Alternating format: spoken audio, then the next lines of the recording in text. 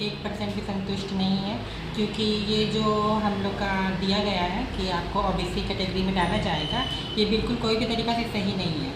क्योंकि हम लोग ओबीसी या फिर एससी या फिर एसटी किसी भी कास्ट के बेसिस में इसको नहीं एक्सेप्ट कर सकते हैं, क्योंकि हम लोग का एक अलग कम्युनिटी है, हम लोग अलग कम्युनिटी से बिलोंग करते हैं। हमारा एक खुद का ट्रांस कम्युनिटी है, ठीक ना। तो मैं चाहती हूँ कि ट्रांस के लिए एक अलग सी आरक्षण का व्यवस्था किया जाए। वो नॉर्मल लोगों के साथ क्यों उनको कंपेयर करके कंपटीशन में बिठाना, फिर इस तरीक़ा से करना, और इस तरीक़ा से हमें नहीं लगता कि कोई ज़्यादा प्रॉफिट हम लोग को मिलने वाला है। जो डिसीजन लिया गया, चलिए इसके लिए तो मैं शुक्रगुजार हूँ गवर्नमेंट का कि चलो कुछ भी स्टेप जो है वो ट्रांस के लिए लिया गया, बहुत ही अच्छी बात है। बट ये जो स्टेप है, जो ये डिसीज़न है, वो हमें तो आई थिंक सो कहीं से भी फ्रूटफुल लगता है और ना ही लग रहा है, क्योंकि आप हमारा ना को जात ना को धर्म, उससे फिर आप उसमें ये बांट देते हैं कि ये जो कैटेगरी है वो ओबीसी के लिए है। तो लोगों को एक तो पहले आइडेंटिफिकेशन मिलती नहीं, और जब मिलती भी है तो उनका कोई जात धर्म नहीं होता। आप हैंडीकैप को अगर कोई बेनिफिट मिलता है तो वो आप हैंडीकैप के नाम से देते हैं।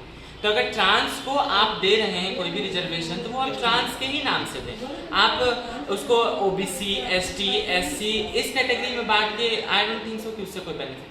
इस समस्या से इन लोगों का इस जो आई है जो प्लान, उससे इनके समस्याओं का समाधान बहुत ज़्यादा नहीं हो रहा है। लेकिन हाँ, शुरुआत हुआ है। तो जो हम लोग इतने सालों से जो स्ट्रगल कर रहे थे इन लोग के लिए कुछ चीज़ें आए, कुछ है तो कम से कम एक ध्यान गया है, इसके लिए ज़रूर शुक्रगुजार है। लेकिन जैसे आरक्षण की बात हुई है ओबीसी 2 में, ओबीसी 2 में जो खुद सोचिए जो एसटी एससी कैटेगरी में है, अगर उसको हम बोलेंगे ओबीसी 2 में जाके आरक्षण लो तो क्या वो लेगा?